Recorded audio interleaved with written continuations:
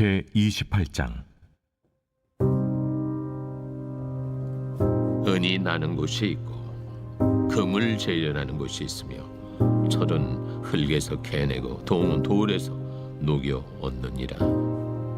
사람은 어둠을 뚫고 모든 것을 끝까지 탐지하여 어둠과 죽음의 그늘에 있는 광석도 탐지하되 그는 사람이 사는 곳에서 멀리 떠나 갱도를 깊이 뚫고 발길이 닿지 않는 곳 사람이 없는 곳에 매달려 흔들리느니라. 음식은 땅으로부터 나오나 그 밑은 불처럼 변하였도다. 그 돌에는 청옥이 있고 사금도 있으며 그 길은 솔개도 알지 못하고 매의 눈도 보지 못하며 용맹스러운 짐승도 밟지 못하였고 사나운 사자도 그리로 지나가지 못하였느니라. 사람이 굳은 바위에 손을 대고 산을 뿌리까지 뒤엎으며 반석에 수로를 터서 각종 보물을 눈으로 발견하고 누수를 막아 스며나가지 않게 하고 감춰져 있던 것을 밝은 대로 끌어내느니라. 그러나 지혜는 어디서 얻으며 명철이 있는 곳은 어디인고 그 길을 사람이 알지 못하나니 사람 사는 땅에서는 찾을 수 없구나. 깊은 물이 이르기를 내 속에 있지 아니하다 하며 바다가 이르기를 나와 함께 있지 아니하다 하느니라. 순금으로도 바꿀 수 없고 은을 달아도 그 값을 당하지 못하리니 오빌의 금이나 귀한 청옥수나 남보석으로도 그 값을 당하지 못하겠고 황금이나 수정이라도 비교할 수 없고 정금 장식품으로도 바꿀 수 없으며 진주와 벽옥으로도 비길 수 없나니 지혜의 값은 산호보다 귀하구나. 구세의 황옥으로도 비교할 수 없고 순금으로도 그 값을 헤아리지 못하리라. 그런즉 지혜는 어디서며 명철이 머무는 것은 어디인고. 모든 생물의 눈에 숨겨졌고 공중의 새에게 가려졌으며 멸망과 사망도 이르기를 우리가 귀로 그 소문은 들었다 하느니라. 하나님이 그 길을 아시며 있는 곳을 아시나니 이는 그가 땅 끝까지 감찰하시며 온 천하를 살피시며 바람의 무게를 정하시며 물의 분량을 정하시며 비 내리는 법칙을 정하시고 비구름의 길과 우레의 법칙을 만드셨습니다. 그때 그가 보시고 선포하시며 굳게 세우시며 탐구하셨고 또 사람에게 말씀하셨도다. 보라, 주를 경외함이 지혜요 악을 떠남이 명철이니라.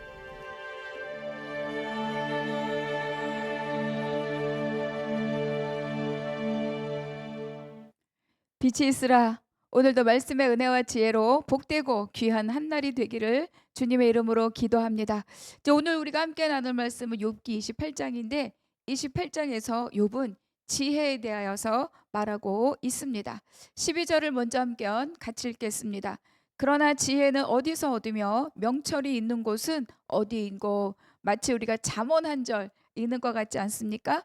그러니까 이 욥은요, 친구들과의 긴 3번에 걸친 논쟁 끝에 지혜는 어디에 있으며 명철은 어디에 있는가, 이런 질문을 지금 하고 있습니다. 그러니까 이거는 어때요? 논쟁에 합당한 결론입니다. 왜냐하면 3명의 친구들이 지혜자들이었어요. 스스로 지혜롭게 여기는 사람들이었습니다. 그러나 그 누구를 통해서도, 그 세 친구 누구를 통해서도 참된 진리를 발견하지 못하였고 오히려 그들의 말에서 더 많은 오류와 더 많은 의문과 이런 것들을 갖게 되었다는 거죠. 그래서 단지 욥은 어떤 이해관계, 필요, 또 세상의 논리 이런 것에 근거하지 않고 오직 나는 하나님을 근거로 살겠다고 그렇게 하나님 앞에 자기 삶을 맹세했었죠. 그래서 이어지는 말씀들은 다 뭐냐? 참 지혜는 땅속에 있는 보화처럼 그렇게 캐낼 수 있는 것이 아니다. 참 지혜는, 정말 우리 삶의 지혜는 마치 값을 치른다고 해서 내가 소유할 수 있는 것이 아니다. 그거를 지금 욥이 말하고자 함입니다. 3절 읽어볼까요? 사람은 어둠을 뚫고 모든 것을 끝까지 탐지하여 어둠과 죽음의 그늘에 있는 광석도 탐지하되. 11절도 같이 읽어보겠습니다. 누수를 막아 스며나가지 않게 하고 감추어져 있던 것을 밝은 대로 끌어내느니라. 그러니까 저 깊은, 우리 이제 갱도 같은 거 있잖아요. 뭐 이렇게 뭐죠? 보석을 캐내는, 그렇게 깊은 곳에 있는 것도 끌어내고, 그리고 어때요? 누수도 방지하여서 감추어져 있던 것도 또 끌어내고, 이런 것들이 인간이 갖고 있는 지혜라는 거죠. 그러니까 삶에 필요한 것들, 또 가져야 될 것들을 위해서 위협을 무릅쓰는 어떤 용기, 그것을 극복하고 이루어가는 이 인간의 지혜로운 모습을 이렇게 묘사를 합니다. 그리고 그러한 것을 하고 있을 때 심지어는 맹수조차도 그 땅을 지나가지 못하였다. 그러니까 땅을 밟고 캐지 못하고 그것을 뭐죠? 그러나 인간은 어때요? 맹수조차 갈 수 없는 그 땅을 가고, 그들은 손도 댈 수 없는 것들을 기어코 캐고 끌어내고 밝은 곳으로 이끌어오고, 이것이 인간들이 갖고 있는 그 지혜의 놀라움이고 그 지혜의 탁월함이다. 그러니까 인간 지혜의 탁월함에 대해서 욥이 이야기합니다. 그런데 그것뿐인 거죠. 그러나 이렇게 되는 거죠. 그런 지적인 능력이 있음에도 불구하고 그런 능력이, 그런 지혜가 참 지혜가 아니며 그런 지식적 지혜로는 참 지혜에 도달할 수 없다. 이것을 지금 욥이 말하고 있습니다.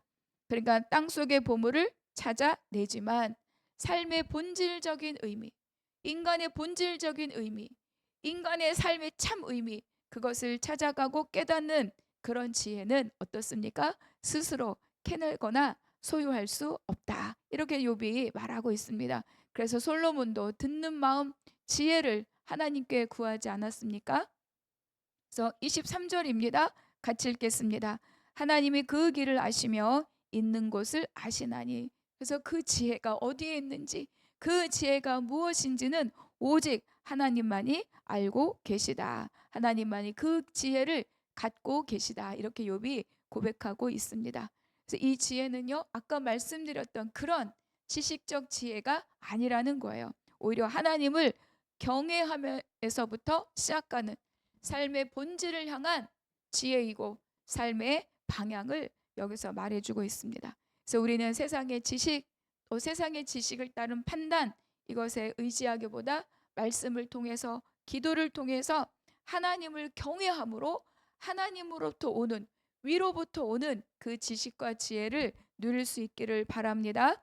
그래서 하나님이 주신 지혜는 사람의 노력 또는 개발된 지식으로 얻을 수 있는 것이 아니라 그것을 뛰어넘는 놀라운 영역이라고 욥이 말하고 있는 거죠.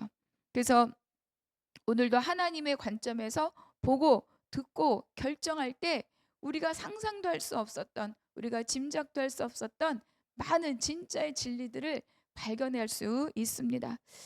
휴먼 게놈 프로젝트라고 하는 것을 총괄 책임자로 일했던 과학자 프랜시스 콜린스라고 하는 사람이 있습니다. 근데 그 사람이 이 놀라운 과학자가 한 말입니다. 제가 일부러 여기 적어왔는데 읽어드릴게요. 나는 과학을 통해 하나님을 믿지 않게 된 것이 아니라 오히려 믿게 되었습니다. 인간이 생명의 암호를 읽을 수는 있지만 그 암호를 쓰신 분의 지혜를 소유할 수는 없습니다. 이렇게 말했다는 거예요. 이 인간의 지식의 발달, 그 지혜가 하나님이 써놓으신 그 기호를 읽을 수는 있지만 그것을 쓰신 분의 지혜를 가질 수는 없다. 이 진짜 과학자로서 너무너무 양심적일 뿐만 아니라 합리적인 그런 고백 아니겠습니까? 그러니까 요즘에 어때요? 과학과 지식이 거의 최고로 발달해 가고 있습니다. AI 시대입니다. 정말로 이 AI가 사람의 모든 기능들을, 또 사람이 갖고 있는 모든 영역들을 다 점령해 갈 것 같아요. 수없이 많은 직업들이 다 AI로 대체되고 있다라고 말하기도 합니다. 너무 많은 것들에 대한 정보, 지식, 가이드를 다 해줘요. 그런데 이러한 시대에 사람들은 어떻습니까? 인간, 이 휴먼들은 어때요? 오히려 불안을 호소합니다. 그리고 정말로 이 불안으로 인하여서 종교심, 사행적 종교심을 자극하는 그런 일들에 빠지는 그런 안타까운 일들도 많이 일어나고 있습니다. 그러니까 이것은 인간의 지식의 아이러니인 거죠. AI가 모든 것들을 대체할 것만큼 그렇게 발달하고 과학의 극상을 이루는 시대에 살고 있으나, 그러나 사람, 이 휴먼은 어떻습니까? 그것으로 인하여서 평안과 안전함과 또 위로, 이런 것들을 얻을 수 없다는 거예요. 그래서 인간의 본질은 지식으로 채워지는 것, 사실적 지식, 과학적 지식으로 채워지는 것이 아니다. 그것을 보여주는 것이 요즘의 시대이기도 합니다. 우리가 이제 28절 같이 읽어보겠습니다. 또 사람에게 말씀하셨도다. 보라, 주를 경외함이 지혜요, 악을 떠남이 명철이니라. 여러분, 우리가 잠언이 31장까지 있잖아요. 근데 잠언도 크게 보면 이렇게 카테고리가 나뉘어져 있어요. 근데 1장부터 9장까지 많은 내용이 가장 핵심적인 주제가 뭐냐면 지혜입니다. 지혜가 우리를 부른다. 음녀와 지혜, 지혜와 악, 이런 것들을 대조하면서 지혜가 무엇인지를 말하고 있는 것이 잠언입니다. 여기도 말씀하고 있네요. 주를 경외함이 지혜요, 악을 떠남이 명철이니라. 그래서 이것은 뭐냐? 지혜의 본질을 하나님을 경외하는 것, 그리고 그것에 합당한 삶을 사는 것, 이것으로 지혜와 명철을 규정하고 있습니다. 그래서 욥의 논쟁은 무엇으로 시작했습니까? 욥의 논쟁은요, 바로 고난의 원인을 밝히는 것으로 시작됐고 출발했지만 점점 그 논쟁의 결론은 어디를 향하고 있느냐? 하나님을 향하여 가고 있습니다. 하나님과 바른 관계를 세우는 것, 그것으로 이 결론이 모아지고 있죠. 친구들이 모든 지혜를 동원하였지만 우리가 너무 잘 알고 있는 것처럼 거기서 어떤 답도, 어떤 하나님에 대한 바른 지식도, 어떤 하나님과의 바른 관계도 얻을 수가 없었죠. 그러니까 우리의 이 지식은 내가 필요한 것으로 대한 질문으로 시작하지만 결국은 어디로 가는 거예요? 하나님과의 관계로 이어지게 되어 있습니다. 그래서 욥기를 통해서 드러나는 하나님과의 바른 관계가 뭐냐? 그것은 벌 받는 일이 없도록 하나님의 법을 잘 지켜라, 이렇게 말하는 것이 아니라는 거예요. 오히려 욥처럼 이해되지 않는 고난 가운데 있다 할지라도 끝끝내 하나님 앞에 머물러 있는 것이, 그것이 바로 하나님을 경외하는 삶이다, 이렇게 우리에게 가르쳐 주고 있습니다. 그런데 이제 이러한 경외의 삶을 몸소 보여주신, 앞서 우리에게 모델이 되어주신 분이 누구다? 바로 예수 그리스도이십니다. 히브리서에서는요, 예수님조차도 고난을 통해서 순종을 배우셨다, 이렇게 히브리서 5장에서 말씀하고 있습니다. 여러분, 우리는 고난 없는 삶을 갈망하지만, 그러나 정말 하나님을 따르는 삶은 무엇이냐? 고난이 없는 삶이 아니라, 고난이 있다 할지라도 하나님을 바라보고 하나님을 의지하며 그 고난의 시간을 잘 감당하며 살아가는, 그리고 하나님께서 주시는 힘과 또 하나님께서 주시는, 우리는 다 이해할 수 없지만 그 하나님의 놀라운 구속의 섭리를 믿고 나아가는, 바로 그 삶이 하나님을 경외하는 믿음의 삶이다. 욥을 통해서, 욥이 말하는 지혜를 통해서 오늘 그 말씀을 깨닫고 그 말씀으로 하루를 살아가는 우리 모두가 되기를 바랍니다. 우리 또 묵상 질문 함께 보겠습니다. 네, 지혜의 근원 12절을 근거로 했습니다. 나는 무엇을 선택할 때 경험과 논리에 의존합니까? 하나님께 묻고 기다립니까? 묻고 기다리는 것이 이미 하나님을 경외하는 삶입니다. 기도하는 삶이고 또 말씀의 약속들을 기억하는 삶입니다. 두 번째, 지혜의 정의에 대해서 말하고 있죠. 고난을 피하려는 기도보다 고난 가운데 함께 하시는 예수님을 붙들고 넉넉히 감당하여 승리할 것을 기도합시다. 이러한 삶이 하나님을 경외하는 삶이다, 이렇게 우리에게 말씀하고 있죠. 오늘 하루 이러한 삶을 함께 살아가는 저와 여러분이 되기를 기도합니다. 기도하겠습니다. 하나님, 감사합니다. 오늘 깨달은 말씀으로 오늘 하루를 강건히 살게 하여 주시옵소서. 제 지혜가 경험과 논리에 머물지 않고 오직 하나님을 근거로 선택하는 삶이 되게 하여 주시옵소서. 고난을 피하는 기도가 아니라 하나님 그 고난을 배열하신 하나님을 의지하며 하나님을 경외하며 악을 떠나는 명철을 배우게 하여 주시옵소서. 오늘 나의 모든 삶의 선택 가운데 하나님을 의존하고 의탁하는 믿음의 선택이 이루어지게 하여 주시옵소서. 모든 것 주께 의탁하고 감사하며 우리 주 예수 그리스도 이름으로 기도하옵나이다. 아멘.